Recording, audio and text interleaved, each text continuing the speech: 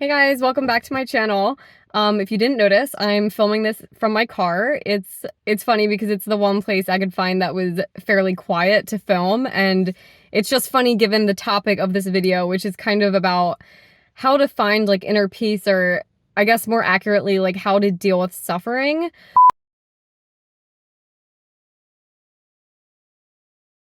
So I wanted to talk about this because I was actually at a Zen class tonight. I go to like these Zen classes where we have discussion and we meditate.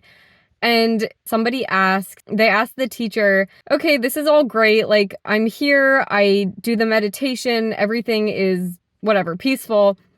But the real work is out there. He like pointed to the door and he's like, out there in the real world is where it really puts this all to the test, because that's when you actually deal with problems. Like, and he made a fair point. Like, that's really how it works. Like, we can, like have our little safe space on like our yoga mat or a meditation cushion, and we can meditate all day and just really find inner peace that way because it's easy, right? Like, you don't have distractions, you don't have conflict, you don't have people, you don't have noise or whatever it is. But I guess the question is, so how do we maintain inner peace amidst the chaos of the quote unquote real world? And when the guy asked that question, my teacher was just like, the world out there is in your mind.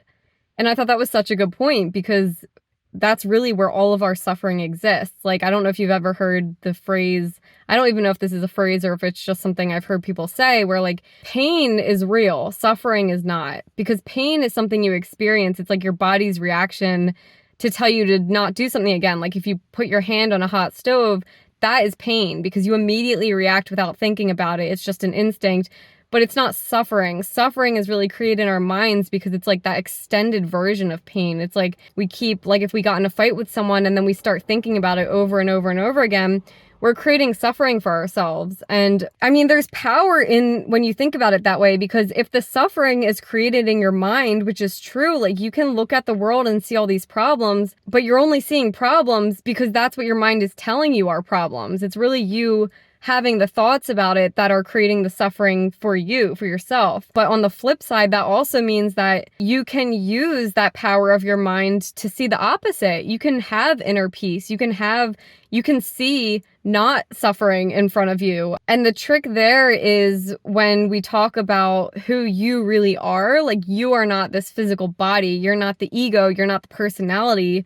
You're that inner awareness that's always there. You're like the awareness that can see your thoughts come up. Like to me, I think of that awareness as like who we really are. And it's like really, it's just consciousness. Like we can't really pinpoint what that is exactly, but all the teachings on this topic, they all say that, like the ancient teachings, and if you're into like Zen Buddhism and all that, they really say that your inner awareness is who you really are.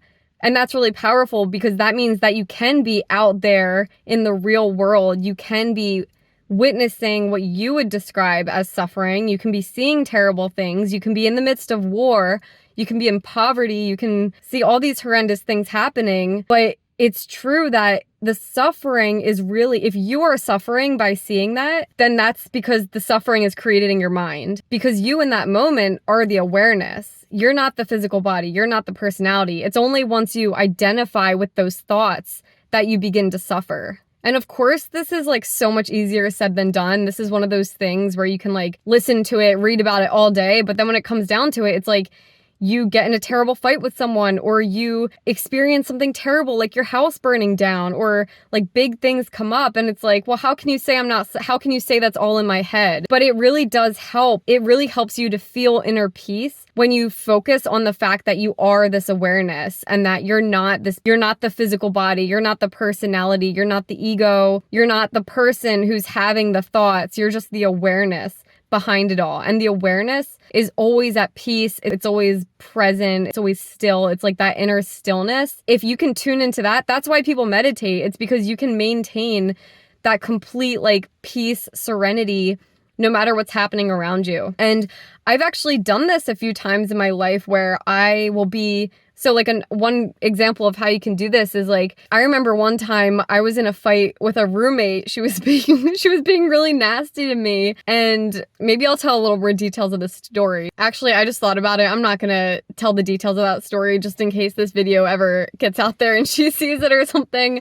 Hopefully that doesn't happen. But basically I got in a fight with a roommate once, and she was saying really nasty things to me. Like it was one of those fights where I just had like all these text messages where she was just like calling me names, saying really mean things. And in that moment, it really upset me because she was being really mean. But what I did was I realized that responding to her the same way she was responding to me, like at that same level of like anger, that would only make things worse. Because think about it, like when you're angry and someone just responds to you with their anger, it's just a back and forth like anger match and nobody wins. It just gets more and more heated.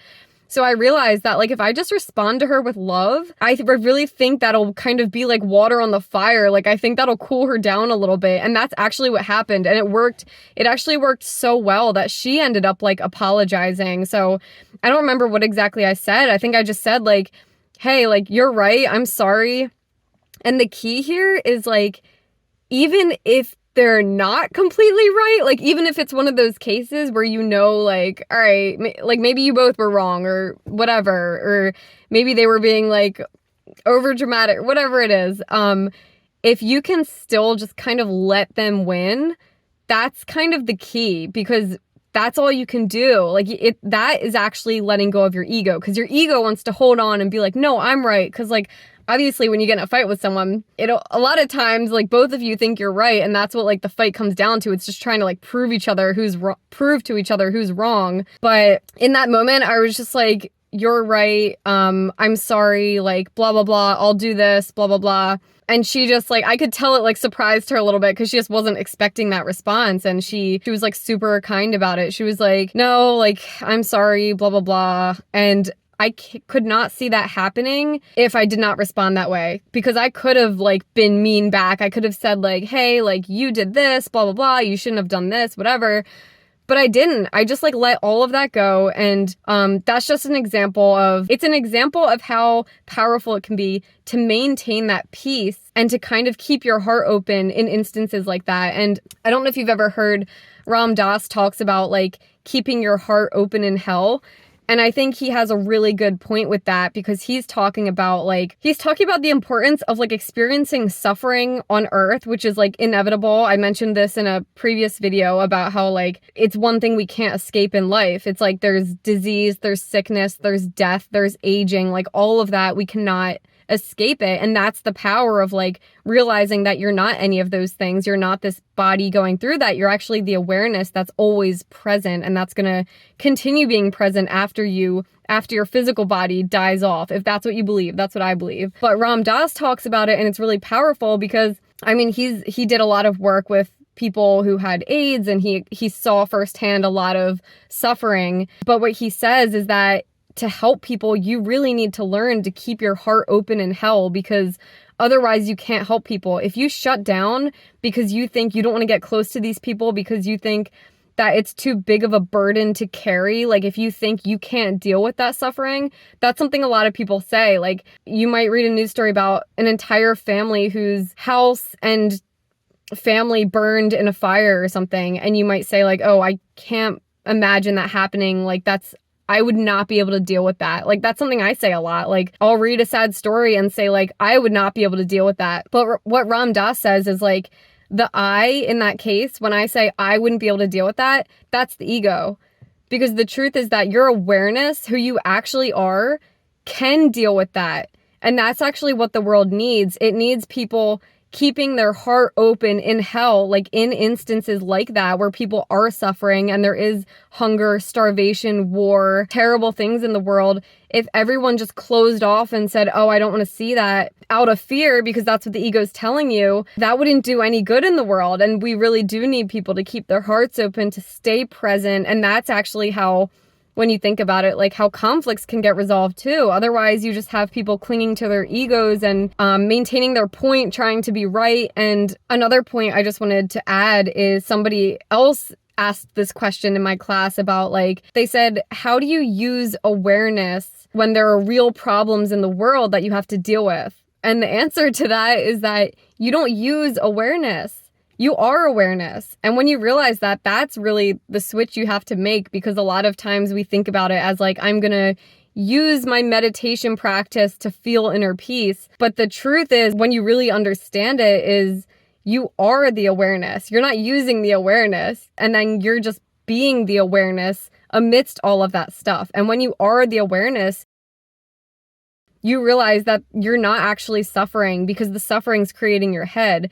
And when you can do that, that's what Ram Dass is saying, is keeping your heart open in hell. Like, keep your heart open, maintain the idea that you are the awareness, and then you'll really be able to get through anything. And that's really the key here, I guess, is what I'm making this video about, is like, how do you deal with suffering? How do you maintain peace? It's to focus on the fact that you are awareness, and it's to keep your heart open as much as possible. So anytime you find or I'll say the next time you find yourself in a situation where you feel suffering, or you get in a big fight with someone or something like that, just keep your heart open. It doesn't mean, so if you get in a fight with someone and it's pretty nasty, it doesn't mean you have to like bombard them with love or anything crazy like that. It could just mean that you don't shut down and you don't act completely out of your ego, where you just respond with the anger or the silent treatment or anything like that. So yeah, that's it for this video. Pretty quick. I just wanted to talk about that topic because I think it's really important, because we all go through conflict and we all experience things that we would call suffering. But just remember that